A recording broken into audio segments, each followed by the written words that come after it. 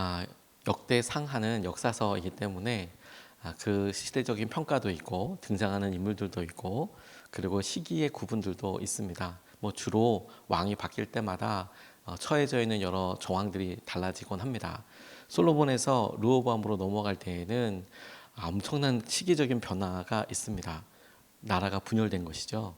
성전을 짓고 하나님께서 이스라엘 통일 이스라엘에 중요한 영적인 구심점을 허락해 주셨음에도 불구하고 그 솔로몬이 가지고 있었던 여러 연약함 때문에 특별히 그가 그렇게 깊은 하나님의 은혜를 경험했음에도 우상 숭배와 하나님의 말씀에 온전히 순종하지 못하는 그런 영역들이 있음으로 말미암아 그의 아들 때에 나라가 분열되게 되었는데, 이래서 북이스라엘, 남유다의 역사가 이제 시작하게 됩니다. 북이스라엘은 솔로몬 치하에 있었을 때에 잘 맡긴 것에 있어서는 최선을 다하고 탁월했던 여로보암이라는 사람이 이집트, 애굽으로 도망갔다가 솔로몬 사후에 와서 분열이 되면서 북이스라엘을 다스리게 되고, 솔로몬의 아들이었던 르호보암이 솔로몬에 이어서 왕으로 등극하게 되는데, 그를 중심으로 해서 유다와 베냐민 지파가 하나가 된 남유다로 북이스라엘 10개 지파가 있고 남유다 2개 지파가 각각 흩어져서 나누어져서 나라를 형성하게 됩니다. 지리적으로 보면 남유다는 좀 광야 쪽이 많아요. 광야가 많고 그래서 좀 척박한 땅이 많고, 이 북쪽으로는 그래도 이스라엘에서 곡식이 난다. 그럼 다 북쪽입니다. 다 북쪽에 그렇게 아주 비옥한 땅들이 북쪽으로 올라갈수록 굉장히 좋은 땅들이 많이 있습니다. 그리고 이렇게 동서로 나눠도 쉐펠라라고 말씀드렸는데 남유다 쪽에 왼쪽 편에 지중해 연안으로는 블레셋이 아직도 5개 도시국가를 이루고 있었기 때문에 아주 좁고 또 위험한 여러 상황들이 계속 있습니다. 물론 하나님께서 이런 여러 일들 통해서 그를 붙잡으시고 이끌어 주시지요. 르호보암이 왕이 된 이후에 나라가 갈라지게 된 촉발점은 세금 때문이었는데, 그 세금으로 말미암아 백성들이 르호보암에 대해서 마음이 확 돌아서요. 솔로몬 때 대규모 공사를 했지 않습니까? 성전을 지었을 때 사람들이 와서 성전을 짓는 일에 인력이 동원이 되기도 하고, 그 외에 솔로몬 왕궁을 짓기도 하고, 뭐 이런 대규모 토목 공사들이 있을 때 동원되었던 또 세금이 있었던 것에 대해서 낮춰달라. 그러면 백성들이 기쁜 마음으로 왕을 섬기게 될 것이다. 근데 이런 중요한 분기점에 르호보암이 솔로몬과 함께했던 신하들의 말을 들은 것이 아니라 자기 동년배 친구들에게 물어보니, 무슨 소리냐, 더 해도 된다, 더 해도 된다, 우리나라 강력하니까 더 해도 된다, 백성들한테 뽀은 때를 보여줘야 된다, 이런 의미로 그가 듣고 거기에 호락 넘어가요. 그 결정 한번 했다가 나라가 쩍 갈라지게 된 것이죠. 그리고 르호보암이 왕이 되었을 때 오늘 이 일이 또 일어나게 됩니다. 정신을 잘못 차렸나 봐요, 르호보암이. 그런데 이 본문 말씀에 참 중요한 하나님의 메시지가 이렇게 쓰여져서 그들의 삶과 연약함에 대해서 평가하고 결과에 대해서 알려준다라고 싶어요. 하나님과 이 르호보암 왕 사이의 관계, 이스라엘과의 관계이기도 한데요. 여러분, 우리 개인적으로 한번 생각을 해보면 어떨까 싶어요. 우리 자신으로 이렇게 적용을 해보면 우리를 정말 힘들게 하거나 우리가 갖고 있는 여러 서로 신뢰관계를 깨는, 그것도 의도적으로 깬다라고 느껴지는 사람이 있으면 여러분들 그 사람들과의 지속적인 관계를 몇 번까지 참으십니까? 무슨 말이냐면 내가 정말 친밀하게 지내기로 했는데 자꾸 거짓말을 한다거나 자꾸 이런 배신이라고 할 수 있는 행위, 그래서 우리 둘이 마음을 터놓고 이렇게 같이 친하게 지내기로 했는데 내 이야기를 다른 사람한테 다 했다든지, 혹은 내 이야기를 믿지 않고 다른 어떤 꿍꿍이가 있다든지, 뭐 이렇게, 혹은 뭐 부탁할 때는 잘 하는데 내가 부탁하면 전혀 우리 서로 했던 것들을 지키지 않는 사람이라면 몇 번까지 용서할 수 있을까 하는 거예요. 몇 번까지.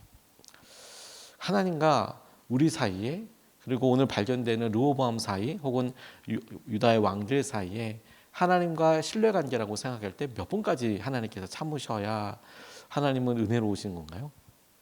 그렇게 생각해 보면 하나님께서 정말로 많이 참으신다라는 것뿐만 아니라 하나님이 심지어 심판과 벌을 내리신다고 하더라도 그게 큰 은혜 위에 있다는 것을 우리가 인정할 수밖에 없게 될 것입니다. 오늘 본문 말씀에 제가 주목하고 우리 함께 오늘 붙잡고 싶은 것은 가까스로 구원받지 않도록 노력해야겠다. 가까스로 구원받지 않도록 우리가 사랑을 다해서 하나님께 반응해야겠다. 첫 번째로 이렇게 붙잡고 좀 기도하고 싶어요. 5절에서부터 7절까지 말씀을 보면 이렇게 나와 있습니다. 그때 유다 지도자들이 시삭에게 쫓겨 예루살렘에 모여 있었는데 스마야 예언자가 르호보암과 지도자들을 찾아와서 말하였다. 주님께서 이렇게 말씀하십니다. 너희가 나를 버렸으니 나도 너희를 버려 시삭의 손에 내주겠다. 그러자 이스라엘 지도자들과 왕은 자신들의 잘못을 뉘우치고 주님께서는 공의로우십니다 하고 고백하였다. 주님께서는 그들이 이렇게 잘못을 뉘우치는 것을 보시고 다시 스마야에게 말씀을 내리셨다. 이렇게 잘못을 뉘우치니 내가 그들을 멸하지는 않겠으나 그들이 구원을 받기는 해도 아주 가까스로 구원을 받게 하겠다. 내가 내 분노를 시삭을 시켜서 예루살렘에 다 쏟지는 않겠으나 라고 그렇게 이야기하고 있습니다. 하나님께서 이스라엘 백성들의 교만함과 이스라엘 왕에게 중요한 것을 깨달을 때마다 외세를 이용하기도 하셨어요. 그래서 이집트를 이용하기도 하고 때로는 암몬과 모압을 이용하기도 하시고 때로는 북쪽에 아수르와 바벨로니아를 아수르 아시리아는 같은 말입니다. 이용하기도 합니다. 그래서 그들의 삶에 아주 바닥을 확 드러내시죠. 르호보암 좋은 것 같아. 내가 날 통치할 수 있을 것 같아 라고 싶었지만 이집트의 왕 시삭이 쳐들어오니까 그냥 그 민낯이 다 드러나 버렸습니다. 그래서 뭐 금방패도 뺏기고 뭐 이렇다는 얘기 아닙니까?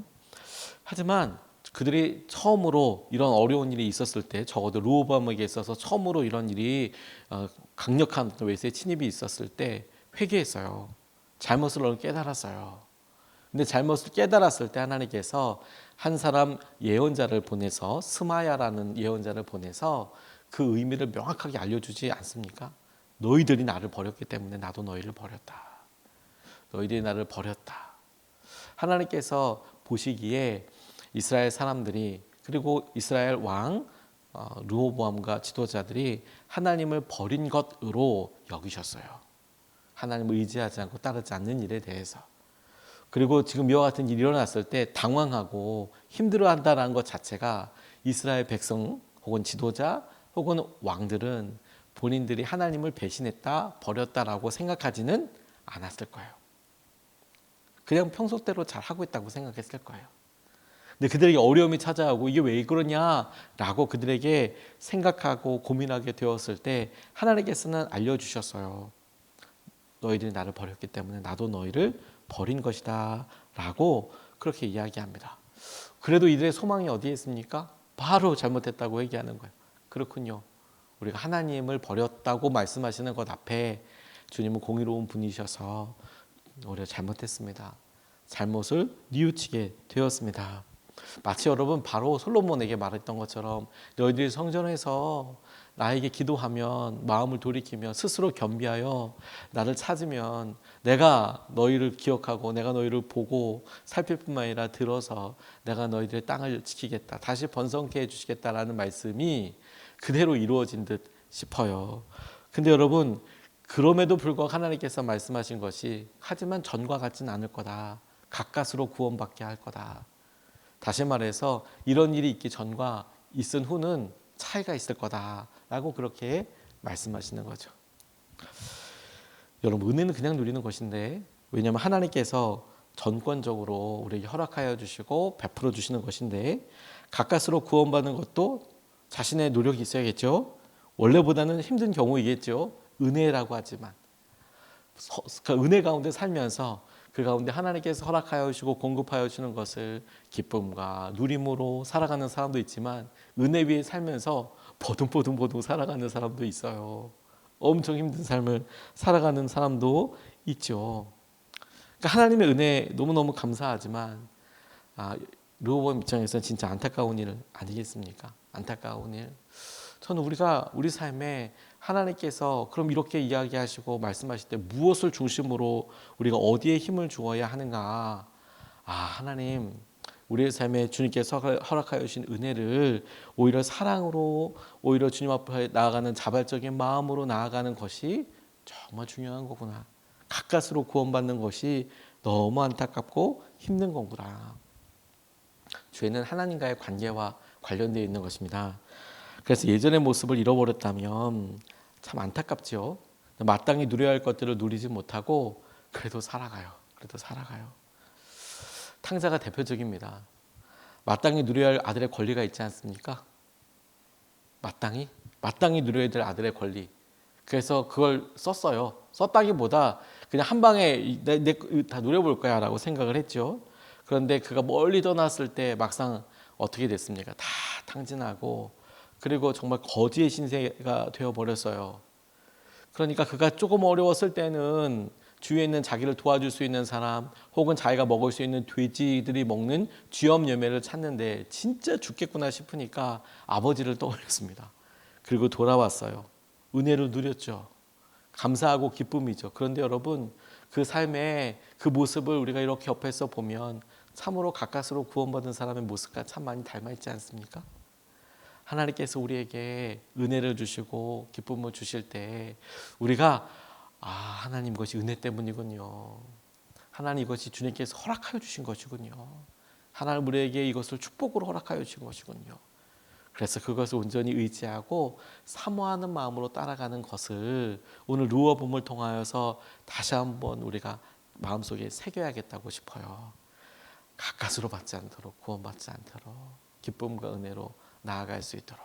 왜 여러분, 우리 같이 가족끼리 이렇게 여행을 갈 때도, 하다못해 맛있는 식사를 먹으러 갈 때도 좋은 자리, 기쁨의 자리, 그래 먹으러 가자, 와 기쁘다라고 할 때 꼭 가족 중에 한 명의 누군가가 난 근데 그거 싫어, 이거 먹었으면 좋겠어, 얼마든지 의견 얘기할 수 있지만, 하지만 그럴 때 그래 그럼 우리 같이 기쁘게 서로 기쁜 자리에서 살리듯 그래 우리 그렇게 먹을까? 그렇게 할까? 얼마든지 좋게 얘기할 수 있지만 나 안 가, 나 안 해, 이러는 순간 분위기가 얼음되는 거잖아요. 똑같습니다. 하나님께서 은혜와 마음을 주실 때 그것을 찾아서 은혜를 누리며 나아갈 수 있으면 좋겠습니다. 두 번째로 주목하고 싶은 것은 하나님께서 알려주신 고난의 의미입니다. 고난이 하나님의 은혜를 알게 하는 것 같아요. 무슨 말이냐? 성경에 이렇게 표현되어 있어요. 8절에서부터 12절 말씀을 보면, 특별히 8절 말씀을 주목해 보면, 그들이 시삭의 종이 되어 보아야 나를 섬기는 것과 세상 나라들을 섬기는 것이 어떻게 다른지 깨닫게 될 것이다. 여러분, 이 말 되게 놀랍지 않습니까? 너희들이 시삭을 섬겨봐야 하나님을 섬기는 것과 얼마나 다른지 알게 될 것이다. 쉽게 다르게 고쳐서 얘기해 보면, 너희들이 고생을 해봐야, 고난을 겪어봐야 하나님을 섬기고 따른다는 것이 얼마나 행복한 건지 알게 될 것이다 라고 그렇게 이야기하고 있는 거죠. 그래서 9절서부터 12절까지의 말씀을 그냥 간략히 설명하면, 그들이 쳐들어와서 솔로몬 시대 때 갖고 있었던 금방패, 사람들에게 어떤 자기들의 위용을 자랑하고 부를 자랑할 수 있고 그럴 수 있고, 실제로 어떤 보호구가 될 수 있는 금방패 다 뺏기고 대신에 놋방패 만들어서, 금방패 들고 있어야 될 사람들이 놋방패 들고 있으면서 그래도 이렇게 색깔은 비슷해, 짝퉁이지만 이렇게 있는 자랑하는 형국의 모습, 그리고 이렇게 다 뺏기고 난 다음에 맨 12절 말씀에 보면, 그래서 유다 나라는 형편이 좋아졌다, 형편이 좋아졌구나, 형편이 좋아지고 회복되는 수준으로 원하는 그런 삶을 우리가 살기 너무 좋다는 거예요. 안타깝지 않습니까? 그냥 형편이 좋아졌다를 원하는 수준. 하나님께서 가만 보니까 우리의 삶에도 형편이 다만 나아지고 괜찮아지는 수준이 아니라, 그렇구나, 처음 보도 한 번도 경험해 보지 않았던 은혜와 마음으로 나아가는 것이 되게 중요하겠구나. 그러면서 주목하게 되는 거예요. 이 고난, 우리의 삶의 이것이 어떻게 찾아온다, 어떤 의미가 있다라고 오늘 스마야 선지자가 이야기하냐면, 너 나를 섬기는 것과 그리고 세상 나라를 섬기는 것이 어떻게 다른지 너 고난을 통해서 알게 될 거야. 세상 나라들 섬기는 것이 힘듭니다. 저와 여러분들에게는 어떤 것이 세상 나라일까요? 경쟁만 있고 평가만 있고 책임만 있고, 지면 다 뺏겨버리는 그런, 우리를 그렇게 만드는 것은 무엇이 있습니까? 돈도, 어떤 때는 건강도, 어떤 때는 관계도, 어떤 때는 사람들이 알아주는 인정도, 그리고 어떤 영향을 줄 수 있는 그런 영향력도, 사람들에게는 우리를 한 방에 흩떨어뜨릴 수 있는, 그걸로 나를 조종하려고 하고 넘어뜨리려고 하는 우리에게 세상 나라들이 있어요. 그래서 그것을 막 추구하고 나아갈 때 어느 순간에 내가 실패했구나, 내가 끝이구나 라고 생각하는, 그리고 그것을 얻기 위해서 그렇게 열심히 하는데 소모되는 우리의 마음과 생각을 보며 더 깨달아라. 하나님을 섬기는 것과 세상을 섬기는 것이 무엇이 더 힘든지 아느냐. 그런 의미로 여러분, 우리가 하나님을 섬기고 의지할 때에 가만 점검해 볼 수 있겠다고 싶어요. 하나님을 섬기는 것이 만약에 우리에게 그게 더 힘든 것 같은데요, 하나님 냅두면 날 것 같은데요 라고 싶다면, 그것은 하나님과의 관계 때문이에요. 사실 사랑의 관계를 이익과 계산의 관계로 우리 스스로 바꿔버리죠. 사랑과 기쁨으로 해야 할 여러 일들이, 당연한 일들이 어느 순간에 하나님께서 하실 은혜와 마음을 누리게 되는 거. 저는 대학교 다닐 때 학교 식당에서 설거지 알바를 한 적이 있었는데요. 엄청 힘들었어요.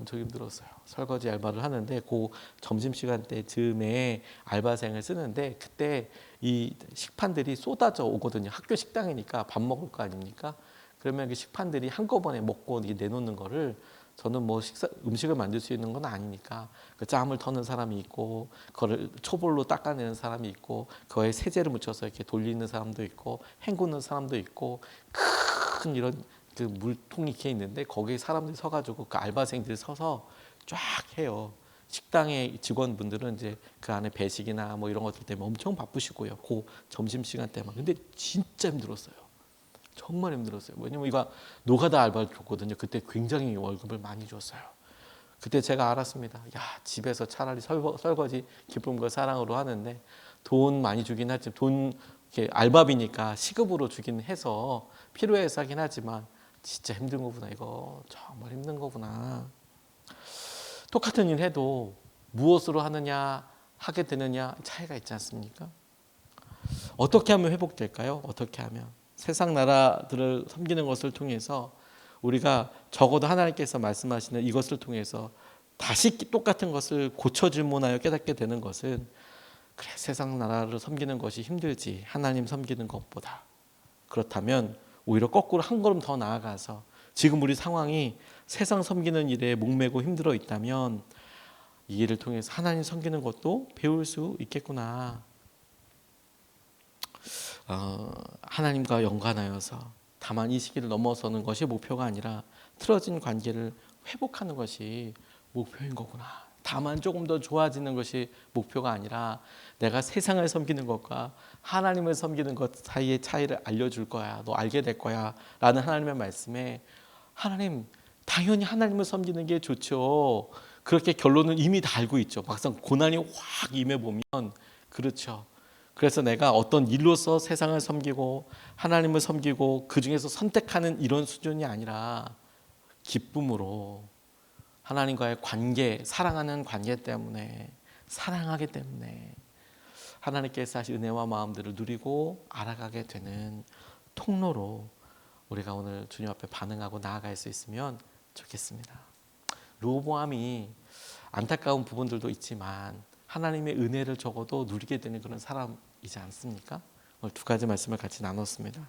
첫 번째, 가까스로 구원받지 않도록 여러분 억지로 아니라 기쁨으로, 하나님께서 우리에게 가까스로 구원을 해주시는 게 아니라 기쁨으로 우리에게 사랑하기 때문에 허락하여 주시는 그런 은혜 누릴 수 있도록, 그렇다면 우리도 사랑과 자발적인 마음과 기쁨으로 나아가는 것이 당연한 거 아니겠습니까? 두 번째, 고난의 의미가 하나님의 은혜를 알게 하는 거구나. 너희들이 세상 나라를 섬겨봐야 하나님을 섬기는 게 어떤지 알게 될 거다. 그렇다면 하나님, 다만 우리가 하나님 섬기는 것, 일의 행동의 결과뿐만이 아니라 하나님 마음으로 하나님을 더 사랑하고 의지하고 따르게 해주십시오. 이렇게 우리 두 번 나눠서 같이 기도하고 싶습니다.